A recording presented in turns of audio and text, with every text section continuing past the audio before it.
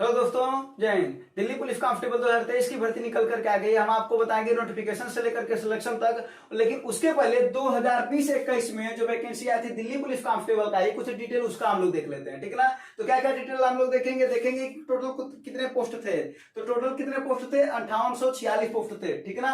और पिछली बार जो कट ऑफ गया था वो कितना गया था? तो यूआर का कट ऑफ गया था, मेल का 72 गया था, फीमेल का वही 56 गया था, ओबीसी का 68 गया था और फीमेल का 53 गया था और ईडब्ल्यूएस का 62 और इसका 45 गया था और एससी का 57 गया था और 45 गया था फीमेल का और एसटी का 65 और 49। और में फाइनल कट ऑफ की बात कर रहे हैं हम, ठीक है ना। 2020 और 21 का ये फाइनल कट ऑफ गया था, ठीक है ना। और टोटल लगभग फॉर्म कितने पड़े थे? तो पिछली बार 29 लाख टोटल फॉर्म पड़े थे। लगभग कितने फॉर्म पड़े थे? लगभग 29 लाख। इसका भी एक रीजन था, पिछली बार कोरोना की वजह से यहाँ पर 4 साल का एज रिलैक्सेशन दिया गया था, ठीक है ना। इस वजह से फॉर्म की संख्या बढ़ गई थी। वहीं 2017 में अगर बात किया जाए तो 2017 में भी कम 17 लाख फॉर्म पड़े थे, ठीक ना। अगर यहाँ पर हम जनरल का कट ऑफ की बात करें तो जनरल का कट ऑफ गया था 77, ओबीसी का 76 गया था। लेकिन उस समय निगेटिव मार्किंग नहीं हुआ करती थी। तो जो पैटर्न पिछली बार है यानी 2020-21 का, वही पैटर्न 2023 में रहने वाला है। तो आपको 2020 और 21 में कुछ बातें समझ में आया होगा कि लगभग आपको कहाँ स्थित होना पड़ेगा फाइनल सिलेक्शन के लिए, ठीक है ना। तो हम आपको दिखा दिए। और इस बार की अब देख लेते हैं कि पोस्ट टोटल कितनी है। तो इस बार की जो पोस्ट निकल करके आ रही है लगभग 7500 प्लस वैकेंसी है, ठीक है ना। अगर बात करें अगर सैलरी की तो लेवल 3 का जॉब होता है। लेवल 3 कम से कम आपकी जो सैलरी बनने वाली है वो दिल्ली में 40,000 की सैलरी बनने वाली है, ठीक है ना।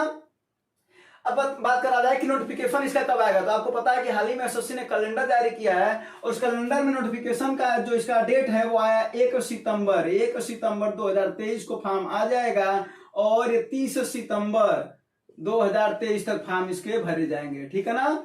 तो ये इसका डेट है।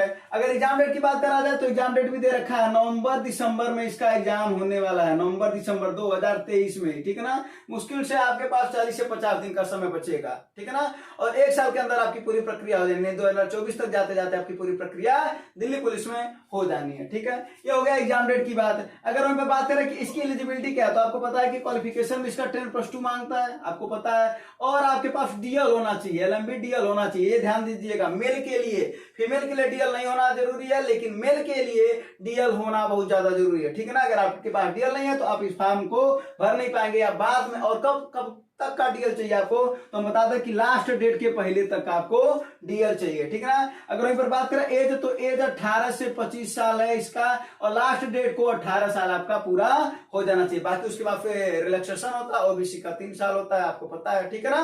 और एससी एसटी का 5 साल रिलैक्सेशन होता है, एज में छूट मिलता है। अगर बात करें जाए कि selection process Delhi police constable का क्या होता है, तो इसमें सबसे पहले होता है एग्जाम। तो क्या होता है? सबसे पहले एग्जाम होता है और एग्जाम सीबीटी होता है, ठीक है ना, यानी कंप्यूटर बेस्ड टेस्ट एग्जाम होता है, ठीक है ना। तो सबसे पहले एग्जाम होगा, उसके बाद से आपका क्या होगा? एग्जाम के बाद से आपका होता है फिजिकल, ठीक है ना। यानी यहाँ पर बात किया जाए तो पीईटी, ठीक है, पीईटी और पीएसटी होता है। फिर इसके बाद से आपका क्या होता है? जब आप पीईटी और पीएसटी क्वालिफाई कर लेंगे तो इसके बाद से आपका होता है डॉक्यूमेंट वेरिफिकेशन और इसके बाद से आपका होता है मेडिकल एग्जाम, ठीक है ना। तो जिसको बोलते हैं डिटेल्ड मेडिकल एग्जाम और इसी को RME बोलते हैं, यानी री मेडिकल एग्जाम, ठीक है ना। तो बात किया जाए कि अगर सिलेक्शन प्रोसेस में पहला है कि एग्जाम, तो एग्जाम की बात किया जाए तो उसका सिलेबस देखा जाए, ठीक है ना, कि सिलेबस में आखिर क्या है। तो सिलेबस में इसके क्या जरा देखिएगा। इसमें आपका आता है मैथ आता है, रीजनिंग आता है और आपका आता है कंप्यूटर आता है और आपका क्या एक और सिलेबस होता है जीके जीएस। इसमें करंट अफेयर्स की भी मात्रा बहुत ज्यादा होती है, ठीक है ना।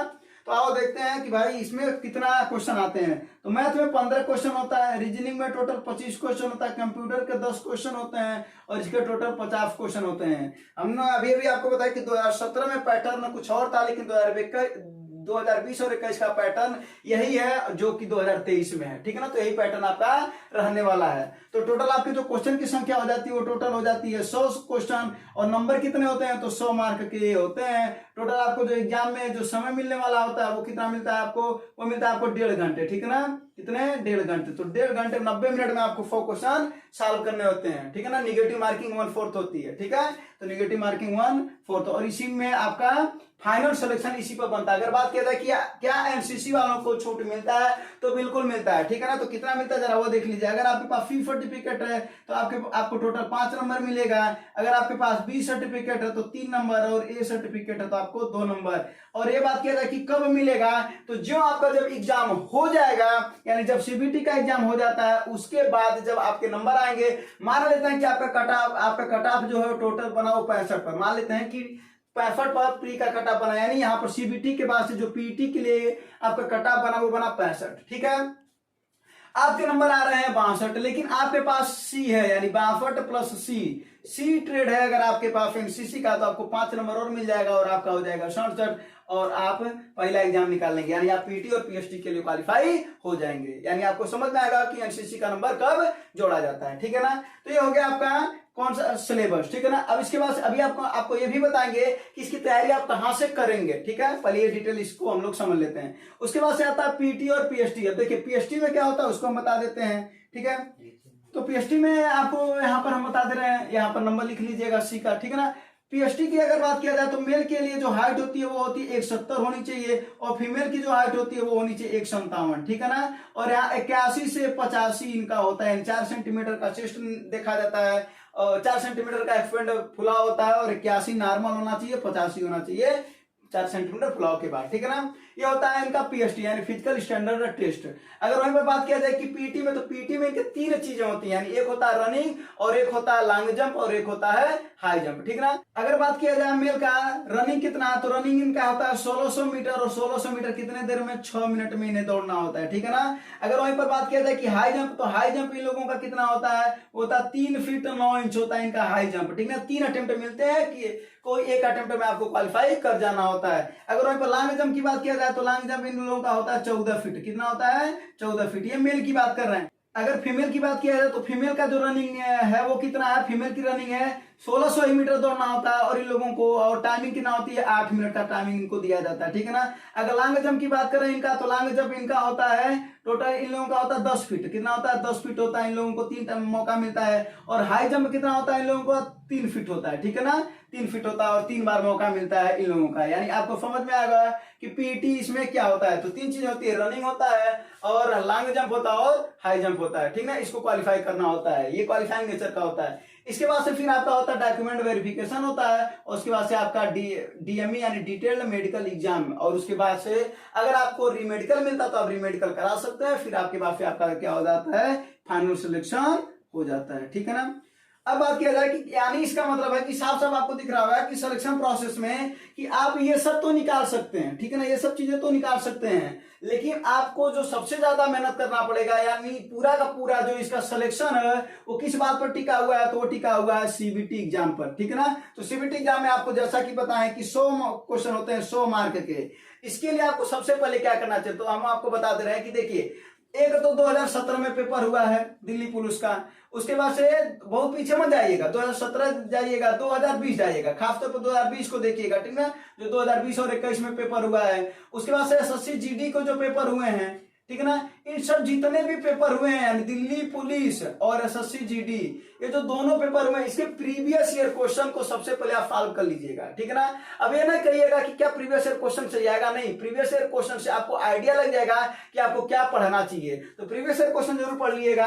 और कंप्यूटर के लिए देखिए 10 क्वेश्चन आता है, तो कंप्यूटर के लिए जरूर कोई किताब जो आपके लिए अच्छी हो उसको पढ़ लीजिएगा, ठीक है ना। जैसे परीक्षा मंथन की किताब आती है, अच्छी बुक होती है, आप उसको चाहे तो पढ़ सकते हैं। और मैथ और में आपको प्रैक्टिस करना है, तो सबसे पहले आप प्रीवियस ईयर लगाएगा, एसएससी जीडी का और दिल्ली पुलिस का। अगर आपने प्रीवियस ईयर क्वेश्चन को अच्छे से समझ लिया, अच्छे से लगा लिया, तो इसमें सिलेक्शन भी आपके चांस होंगे बहुत ज्यादा, ठीक है ना। अगर बात करें अब जीके जीएस और करंट अफेयर्स में, तो करंट अफेयर्स में देखिए आपके इसमें कम से कम 15 क्वेश्चन आते हैं। तो करंट अफेयर्स के लिए आप अगर वीडियो देखना चाहते हो तो कुमार गौरव सर रोज सुबह पढ़ाते हैं, उनका आप वीडियो देख सकते हैं, सुबह 6 बजे से पढ़ाते हैं। और अब क्रॉनिकल की पतली वाली किताब आती है 25, यानी 2 में से कोई एक करिएगा, ज्यादा मत करिएगा, 2 में से कोई एक करिएगा और एक पर भरोसा करिएगा, ठीक है ना। तो आपका यहाँ से करंट अफेयर्स अच्छा खासा इसमें बन जाएगा। और जीके जीएस में देखिए इसमें 2 पार्ट होता है जीके जीएस का, एक आता है स्टैटिक जीके जीएस और एक आता है जो नॉर्मल तरीके से, यानी जो इधर विविध का जो पूछा जाता है। तो विविध भी बहुत अच्छा बताते हैं कुमार गौरव सर, उनका भी आप देख सकते हैं। बाकी आपके लिए लूसेंट तो पर्याप्त है ही। तो इस तरीके से अगर आप अच्छे से मेहनत करेंगे तो आपका सिलेक्शन हो जाएगा। तो इस बार उम्मीद करते हैं कि दिल्ली पुलिस में आपका सिलेक्शन होगा। धन्यवाद, जय हिंद।